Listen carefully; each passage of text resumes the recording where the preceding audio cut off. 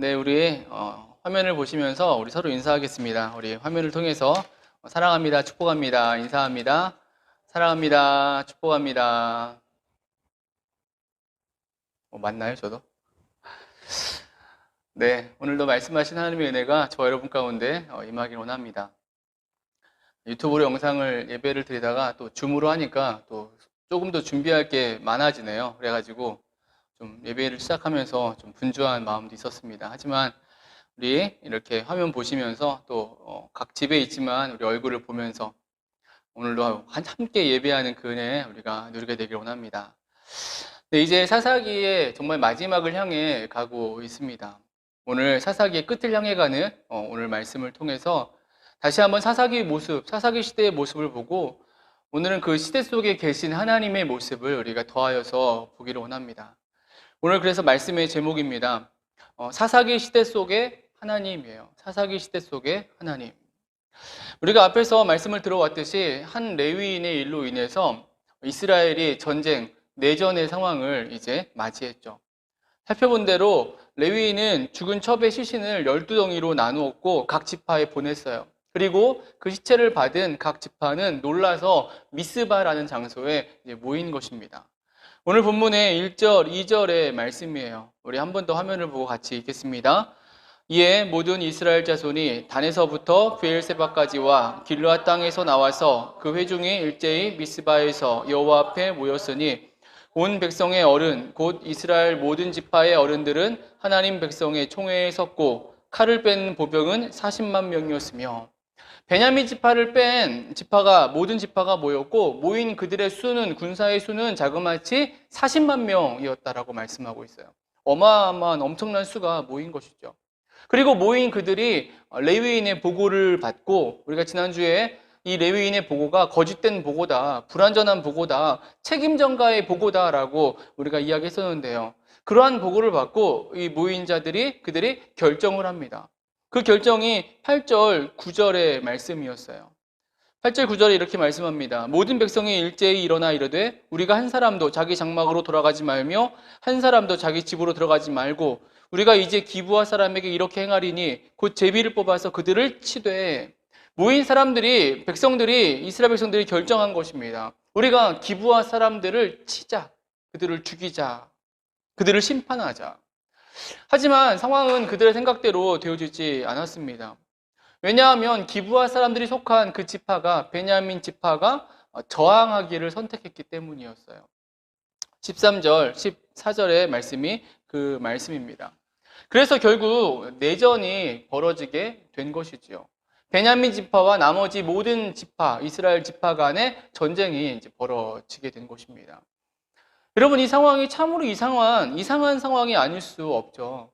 같은 민족인데, 한 동족인데 이들이 지금 서로 싸우려고 하는 것입니다. 군사의 수만 생각해 봐도 이스라엘 전체 지파는 40만 명이었고요. 베냐민 지파는 26,700명이었어요. 10배가 넘는데 수가, 그런데도 이들이 지금 싸우려 하고 있다라는 거예요. 우리는 이러한 말씀만 보아도, 이런 상황만 보아도 이들의 시대가 사사기 시대 맞다라는 것을 우리는 생각할 수 있습니다.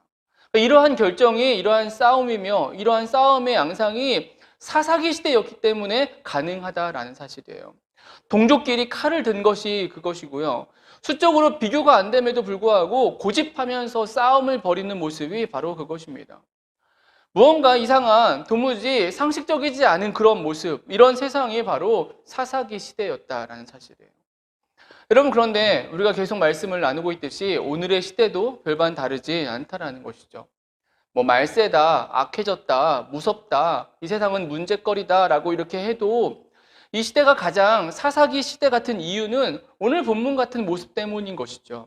상식적이지 않은 모습, 도무지 상식적이지 않은 거예요. 어떤 이유에서든지 상식을 넘어서서 그런 행동과 말을 하게 되고 이성이나 이해라는 단어는 더 이상 쓸모 없어져 버린 듯한 그런 일들 투성이가 오늘 시대의 모습이라는 거예요. 여러분, 그러한 것을 단적으로 보여주는 것이 우리 사회 전반에 나타나고 있는 대립들이에요. 정치적인, 경제적인 갈등, 극심한 대립들이 그러한 모습을 보이고 있는 거예요. 도덕적인 해이도 그러한 모습이고요. 전반적인 성적 문화의, 성문화의 타락도 그런 모습이 되고 있다는 거예요. 여러분, 오늘 본문에 우리가 또 보게 되는 이스라엘 백성들의 이 사사기 시대의 모습, 이 시대의 실제의 모습, 이 모습 보면서 오늘 우리들의 모습, 우리 시대의 모습을 돌아보는 은혜가 있어지길 소망합니다.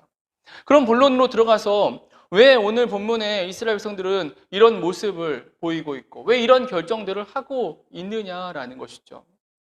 우리는 먼저 동족 간의 전쟁을 하게 되는 이 이스라엘 총회에 모인 자들의 그 모습에서 우리는 그 이유를, 그 모습을 발견할 수가 있습니다. 그러니까 레위인의 보고를 듣고 심판을 결정하는 그들의 모습에 문제가 있었다라는 거예요. 그 모습 속에서 우리는 분명한 문제, 분명한 사실 하나를 우리가 볼 수 있죠. 그것은 이들이 이러한 결정을 하기에 앞서서 이들 안에 하나님께 물음의 모습이 없었다라는 거예요. 이스라엘 백성들이 하나님 앞에서 묻지 않고 있더라는 것입니다. 우리 7절 말씀 같이 읽겠습니다. 이스라엘 자손들아 너희가 다 여기 있은즉 너희의 의견과 방책을 낼지니라 하니라. 레위인이 보고를 마치고 그리고 모인 자들에게 하는 말이에요. 너희가 다 여기에 있으니까 너희의 의견과 방책을 좀 말해라 라는 것입니다. 레위인이라는 직책, 레위인이라는 신분을 가진 사람이 지금 하는 말이에요.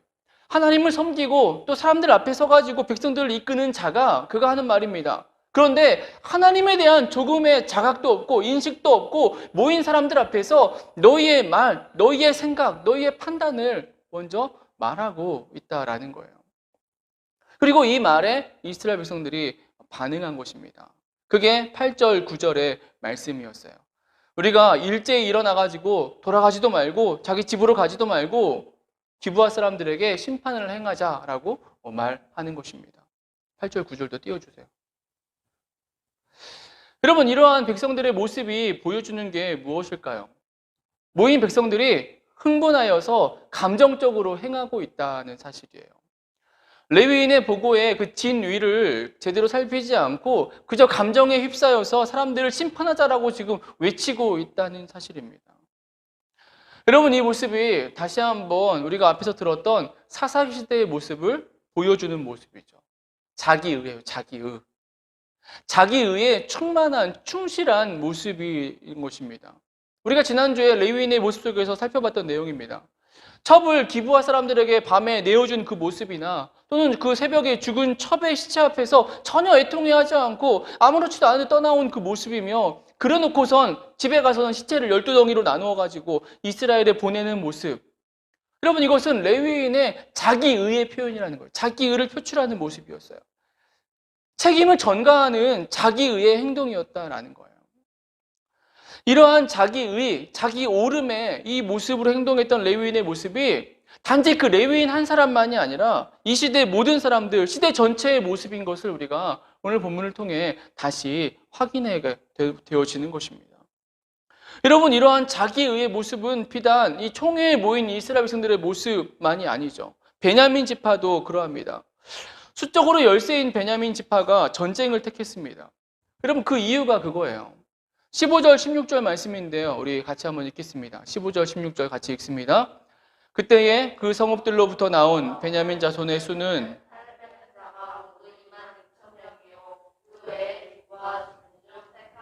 700명인데 이 모든 백성 중에서 택한 700명은 다 왼손잡이라 물매로 돌을 던지면 조금도 틀림이 없는 자들이더라. 비록 군사의 수는 전체 수는 적었지만 이들이 믿는 바가 있었던 것입니다. 왼손잡이로 물매를 돌리는 사람들, 물매를 던지면은 백발백중인 700명의 사람이 있었다라는 거예요.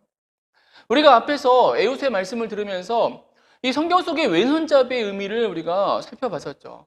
표현도 그러했어요. 이 왼손잡이라는 말은 오른손을 쓰지 못하는 오른손의 불구의 그런 의미를 담고 있어요. 여러분, 그런데 그런 의미와 함께 오늘 본문에 이런 의미도 왼손잡이에 있더라는 것입니다. 그러니까 오른손이 불구여서였는지는 몰라도 아니면 오른손이 건강했음에도 불구하고 여하튼 오른손보다 이 왼손이 특화된 사람들, 특화되어서 물매를 잘 던지는, 그래서 멀리 있는 적과 싸워도 이길 수 있는 사람들이 700명이나 베냐민 지파 가운데 있었다라는 거예요. 비록 군사의 수는 좀 적어 보여도 그들은 이 왼손잡이 부대가 있어서 충분히 싸울만 하다. 40만의 대군과 2만 6천의 자기의 군사들이 이렇게 생각을 한 것입니다. 여러분, 이것이 보여주는 것이 베냐민 지파의 자기의예요. 자기의입니다. 자기 확신인 것이죠. 할 수 있다는 거예요. 우리는 해볼 만하다는 것이죠. 여러분, 사사기 시대의 모습이에요. 사사기 시대가 이러했다는 것입니다. 미스바에 모인 나머지 이스라엘 지파들도 그러했고 베냐민 지파도 그러했다라는 거예요. 온전함을 구하고 온전함을 바라는 것이 아니라 자기의, 자기 감정, 자기 오름, 자기 확신에 따라 행동하는 모습 투성이였다라는 사실이에요. 오늘 본문이 보여주고 있는 이스라엘 백성들의 모습이에요. 이스라엘 백성들이 하는 결정의 핵심입니다. 하나님 나라로서 하나님의 백성이었지만은 하나님께 묻지 않고 있다는 거예요. 하나님께 묻지 않고 그 뜻을 구하지 않고 그저 자기들의 생각과 자기들의 판단에 따라 결단하고 행동했다라는 사실이에요. 사사기 시대의 가장 실제적인 모습입니다. 더 이상 하나님께 묻지 않는, 더 이상 하나님을 인식하지 않는 그런 시대였다라는 거죠. 아니, 어쩌면 이 사사기 오늘 본문에 나오는 백성들은 하나님을 인식했는지도 모르겠어요. 어쩌면 그래서 이 미스바에 모인 것도 아마 그들 스스로는 하나님의 이름으로 모였다라고 생각했을지도 모르겠습니다. 왜냐하면 이들이 오늘 본문의 말씀을 읽었지만은 전쟁을 시작한 장면을 보면은 하나님께 그래도 묻고 있기 때문에 그래요. 18절 말씀인데요. 이렇게 말씀하고 있습니다. 이스라엘 자손이 일어나 베델에 올라가서 하나님께 여쭈어 이르되 우리 중에 누가 먼저 올라가서 베냐민 자손과 싸우리까 하니 여호와께서 말씀하시되 유다가 먼저 갈지니라 하시니라. 사실 이 구절의 의미도 우리가 좀 후에 살펴보겠지만은 일단 이런 모습을 행했다는 것은 이들이 하나님을 전혀 잃어버렸다거나 또는 외면하지는 않았음을 보여주는 것이죠. 그러니까 이들은 분명 어느 정도는 하나님을 인지하고 있었다라고 말할 수 있는 것이죠. 그런데 이 인지가, 이 하나님을 인식함이 말 그대로 그냥 하는 모습, 체면치레하는 모습, 의식적인 행위의 모습이었다라는 거예요. 행위의 모습이었을 뿐이지 이들의 중심은 그러지 않았다는 것입니다. 이것이 오늘 본문의 놀라운 사건 앞에서 보이고 있는 그 모습의 실제가 되고 있는 거예요. 하나님께 묻지 않고 스스로 답하고 스스로 결정하고 스스로 행동하는, 이것이 사사기의 모습입니다. 사사기의 이상한 이유입니다. 다른 말로 바꾸면 하나님 앞에서 진실성, 진정성을 잃어버렸다라는 것이죠. 여러분, 그런데 안타까운 것은 오늘 우리의 모습도, 우리 시대의 모습도 동일하다라는 거예요. 이 시대 많은 교회들, 많은 크리스찬들의 모습도 그렇게 다르지 않습니다. 하나님께 더 이상 묻지 않고 이 시대와 상황에 끌려가는 모습들이 이 시대 교회와 신앙인들의 모습이 되고 있다는 사실이죠. 신앙과 믿음에 어떤 진정성, 진실성, 절박함, 간절함이 없다라는 사실이에요. 오늘의 시대가 언제부터인지 몰라도 이러한 신앙의 고민, 신앙의 진정성이 사라진 시대가 되어졌어요. 신앙의 고민과 신앙의 진정성이 사라졌다라는 것은 너무도 쉽게 믿음을 말하고 너무도 쉽게 신앙을 고백하는 시대가 되어졌다라는 거예요. 여러분, 실제 그러합니다. 밖에 나가보면은 어디든 교회가 있어요. 어디든 교회가 있어요. 교회 가는 것이 너무 쉬워졌습니다. 쉬운 것에 더해가지고 이제는 교회 자체를 나가지 않는 사람들도 있어요. 신앙인들인데 나가지 않는 신앙이 있습니다. 가나안 성도라고 말하죠. 거꾸로 말하면 안 나가, 가나안, 안 나가 성도. 교회를 나가지 않는 성도들이 그들입니다. 저는 개인적으로 그러한 분들의, 그러한 사람들의 그 어떤 나가지 않는 그런 모습에 대해서 제가 모르는 바는 아닌데 어느 정도 이해하는 바도 있지만 여튼 교회를 나가지 않는 그런 신앙인들의 선한 중심을 이해하기에는 그들이 보이는 삶의 모습, 삶의 중심의 그 모습은 그만큼 진정성 있게 또는 간절하게 보여지지 않는다라는 거예요. 여러분, 그런데 이제는 이렇게 코로나로 인해서 비대면 예배, 영상 예배가 오히려 더 대중화되고 강조되고 당연한 상황이 되어져 있죠. 우리는 어떻게 해서든지 그래도 더 함께 교통하며 예배하려고 오늘 우리가 줌이라는 것도 더 이렇게 시도를 해봤는데요. 오늘 이 시대는 더 신앙의 진정성, 신앙의 믿음의 진정성을 찾기 어려운 시대가 되어졌다라는 사실이에요. 여러분, 그런데 신앙이라는 건 사실 그렇지 않다는 사실입니다. 하나님께 나아온다는 것이, 하나님을 예배한다는 것이 그렇게 쉬운 일이었느냐라는 거예요. 그게 쉬운 일이라는 거 아니라는 것이죠. 우리는 구약의 제사만 보아도 우리는 쉽게 알 수 있어요. 그렇게 얘기할 수 없습니다. 구약의 백성들은 하루를 살면서 고의로가 아니라 실수로 이렇게 실수로 정결함을 잃게 됐다. 정결함을 잃은 실수를 했다. 여러분, 그러면 그것에 합당한 정결 의식을 행한 후에 하나님 앞에 나올 수 있었다라는 거예요. 이게 구약의 백성들입니다. 하다못해 하루를 살다가 내가 실수로 어떤 죽은 짐승을, 죽은 시체를 스쳤거나 죽은 시체를 만졌다라고 했을 때에, 그러면은 아무 의식 없이 그냥 했을지라도, 자기의 의도적인 게 아닐지라도 그 사람은 옷을 빨아야 됐고요. 그리고 적어도 하루의 시간을 홀로 나가서 있다가 정결케 된 후에 그런 다음에 하나님 앞에 나와 예배할 수 있었다라는 거예요. 그냥 막 와서 예배할 수 있는 게 아니었다는 것입니다. 의도하지 않은 그런 문제 속에서도 만약에 그가 죄를 지었다면, 구약의 사람들이 죄를 지었다면, 여러분, 죄의 대가는 죽음이에요. 성경은 그렇게 말합니다. 죄의 삭은 사망이라고. 죽어야 되는 거예요. 그래서 죄를 지었다면 반드시 제사를 드려야만 했어요. 죄의 용서를 받아야만 했습니다. 여러분, 제사를 어떻게 드렸습니까? 뭐 잘 알고 계시겠지만은 구약의 제사는 제사장이 죽이는 제사가 아니었어요. 그 본인이, 당사자가 제물이 되는 소나 양을 끌고 가서 그를 직접 죽여야 돼요. 자기가 죽이는 거예요. 그리고 가죽을 벗깁니다. 그리고 뼈를 다 갈라냈다는 거예요. 각을 떴다는 거예요. 그러니까 제사를 드린다는 것은 무섭고 피 비린내 나는 그 살상을 해야만 했다. 그걸 해야만 하나님 앞에 나아갈 수 있었다는 거예요. 여러분, 이게 신앙의 진정성의 모습이라는 것이죠. 그들은 신앙 안에서, 믿음 안에서 고민해야만 했었고 최선을 다하는 모습이 항상 요구되어졌다라는 거예요. 여러분, 그런데 우리 시대는 달라졌다는 것이죠. 그 모든 수고와 힘듦을 예수 그리스도가 대신 죽으심을 통해서 우리는 말 그대로 은혜를 누린 세대가 되어졌다는 거예요. 그래서 우리는 우리의 입으로, 마음으로 고백하기만 하면 우린 죄 용서 받고요. 언제든 하나님 앞에 나아가는 말 그대로 복음, 기쁜 소식의 은혜 안에 우리는 살고 있다는 거예요. 여러분, 그런데 아이러니하게도 이런 은혜가 결코 신앙인들이 잃어버려서는 안 되는 신앙의 진정성, 믿음의 간절함마저도 희미하게 하는 상황을 가져왔다라는 것입니다. 그래서 보네퍼 목사님 같은 분은 값싼 은혜, 값비싼 은혜라는 말을 했던 거예요. 그 목사님의 책인 나를 따르라는 책에 나온 내용인데요. 그리스도의 복음이라는 것이 은혜라는 말로 이렇게 치부되는 값싼 것이 아니라는 거예요. 그리스도의 복음은 그 무엇과도 비교할 수 없는 가치와 대가가 따르는 것이다. 값비싼 것이다. 그것을 이제 그 목사님은 예수님을 따르는 삶이라고 표현하거든요. 그냥 믿고 만족하는 게 아니라 예수님이 걸어가신 길을 그대로 따라가는 순종과 순복의 삶이라고 얘기를 하는 것입니다. 값비싼 것이라고 표현하는 것이죠. 진정성이라는 거예요. 오늘 저와 여러분의 모습이 다시금 신앙, 믿음의 진정성으로 돌아가길 원합니다. 우리가 말하는 신앙의 기본이라는 것들이 있어요. 근데 그 기본이라는 것이 말 그대로 기본이 아니라 우리가 더 온전함을 구하고 하나님 앞에 정결함을 찾는 은혜가 있어지길 소망합니다. 사도 바울이 이렇게 고백했습니다. 빌립보서 3장 12절, 14절 말씀이에요. 우리 같이 화면을 보고 읽겠습니다. 내가 이미 얻었다 함도 아니요 온전히 이루었다 함도 아니라 오직 내가 그리스도 예수께 잡히받은 그것을 잡으려고 달려가노라. 형제들아, 나는 아직 내가 잡은 줄로 여기지 아니하고 오직 한 일, 즉 뒤에 있는 것은 잊어버리고 앞에 있는 것을 잡으려고 표대를 향하여 그리스도 예수 안에서 하나님이 위에서 부르신 부름의 상을 위하여 달려가노라. 매일처럼 진정성 있게 말씀 안에서 훈련하고 단련해야 한다는 것이죠. 여전히 표대를 향하여 나아가는 그러한 신앙인의 모습이어야 된다는 거예요.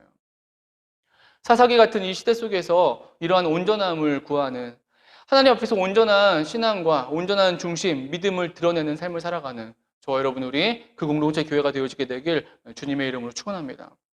두 번째로 오늘 본문이 보여주는 이상한 모습은 실제 전쟁의 내용에서 더 잘 나타나고 있죠. 우리는 이 모습 안에서 이 사사기 시대 속에 계셨던 그 하나님을 우리가 보게 됩니다. 전쟁이 시작되었습니다. 그런데 이상한 상황이 전개되었습니다. 그 하나는 뭐냐면 이스라엘 백성들이 희한하게 하나님께 물었다는 거예요. 희한하게 물었습니다. 그 앞선 회의에서는 너희가 결정하고 방책을 내라라고 얘기하고 그들이 일제히 일어나서 흥분해서 결정했던 그들이 전쟁을 시작하면서 하나님께 묻습니다. 아까 읽었던 18절의 말씀인데요. 이렇게 말씀하고 있습니다. 이스라엘 자손이 일어나 베델에 올라가서 하나님께 여쭈어 이르되 우리 중에 누가 먼저 올라가서 베냐민 자손과 싸우리까 하니 여호와께서 말씀하시되 유다가 먼저 갈지니라 하시니라. 하나님께 묻고 있고 놀랍게 하나님은 또 답변을 하고 계십니다. 유다가 가라라고 이렇게 말씀하시죠. 이제껏 침묵하고 계셨던 하나님께서 말씀하시는 것입니다. 그런데 이상한 것은 이렇게 나아간 전쟁에서 이스라엘이 패배했다는 거예요. 21절의 말씀입니다. 베냐민 자손이 기브아에서 나와서 당일에 이스라엘 사람 2만 2천 명을 땅에 엎드려 드렸으나 2만 2천 명은 거의 베냐민 지파, 그 베냐민 나온 군사의 수만큼 죽은 것이죠. 이 두 번째 패배에도 놀란 백성들이 또 묻고, 첫 번째 패배죠. 그들이 묻고 또 전쟁에 나아갑니다. 근데 또 두 번째에도 패배를 합니다. 그 두 번째에는 18,000명이나 죽습니다. 24장 24절 25절에 나오는 말씀이 그 내용이죠.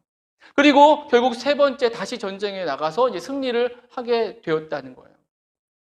여러분, 이 말씀 보면서 우리는 고민합니다. 왜 이런 상황이 벌어지는 것일까라는 것이죠.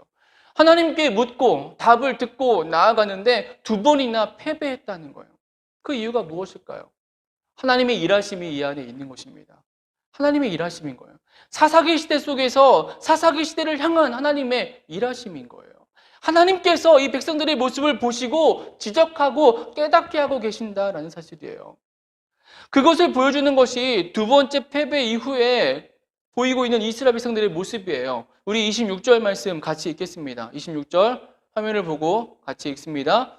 이에 온 이스라엘 자손 모든 백성이 올라가 베델에 이르러 울며 거기서 여호와 앞에 앉아서 그날이 저물도록 금식하고 번제와 화목제를 여호와 앞에 드리고 이스라엘 백성들은 미스바에 모여서 결의했고 두 번의 전쟁에 나갔습니다. 그래서 패배했어요. 그러자 이들이 뒤로 물러서 이번에는 베델로, 미스바보다 좀 떨어진 뒤로 베델로 와서 이 베델에 모여서 그들이 울며 금식하며 번제와 화목제를 드리고 있는 거예요. 여러분, 이 모습은 이 백성들이 겸비하고 있는 것이죠. 돌아보고 있는 것입니다. 자신들의 문제를 놓고서 이번만큼은 진정성 있게 하나님 앞에 나아가 구하고 있는 모습이라는 거예요. 두 번의 패배가 이스라엘 백성들을 겸손케 하고 있는 것입니다. 자기 의의 충만함 속에서 스스로 흥분하고 스스로 결정해서 형식적인 물음을 묻고 나갔던 그들이 이제는 정말 푹 고꾸라져서 하나님을 찾고 있는 모습이라는 거예요. 이 모습 후에 하나님은 백성들에게 승리를 허락해 주셨다라는 거예요. 하나님의 일하심인 거예요. 사사기 시대 속에서 사사기 시대를 살아가는 백성들을 향한 하나님의 일깨우심입니다. 여러분, 이런 하나님의 일하심은 사실 이 전쟁의 결과를 보면 베냐민 지파를 향해서도 동일해요. 세 번째 전쟁에서 베냐민 지파가 패배합니다. 두 번의 승리 후에 세 번째 패배하죠. 그 세 번째 패배의 핵심에 뭐가 있냐? 교만함이 있어요. 32절 말씀이에요. 32절에 이렇게 말씀합니다. 베냐민 자손이 스스로 이르기를 이들이 처음과 같이 우리 앞에서 패한다 하나. 두 번의 승리를 경험하면서 세 번째에도 또 자기들이 이긴 줄 알고 자기들의 그 교만함이 높아지고 교만함을 통해서 결국 패배의 이유가 되어졌다라는 거예요. 여러분, 사사기 시대 속에서의 하나님의 모습입니다. 하나님은 결코 계속 침묵하시거나 가만히 계시지 않는다는 거예요. 하나님의 때에 일어나시고 하나님의 때에 말씀하신다는 거예요. 심판하신다는 것입니다. 공의의 심판을 행하시는 것이죠. 이 심판이, 이 공의가 결코 어느 한편만을 위한 것이 아니라 그 시대 모든 백성, 그 시대 모두를 향한 심판의 일하심이 되고 있다라는 거예요. 그 시대 전체가 자기 의로 인해서 하나님에 대한 자각, 인식 없이 신앙의 진정성을 잃어버린 그 시대를, 그 백성을 하나님께서 심판하시는 것입니다. 오늘 이 시대에도 마찬가지죠. 하나님은 공의를 행하십니다. 공의를 행하실 거예요. 그리고 그 공의는 분명 모두를 향한 공평한 심판이 될 것입니다. 하나님은 인간의 중심을 보시기 때문에 우리가 뭐 그런 척하고 외적인 모습으로 묻는 척 할지라도 하나님은 그것을 다 보신다는 거예요.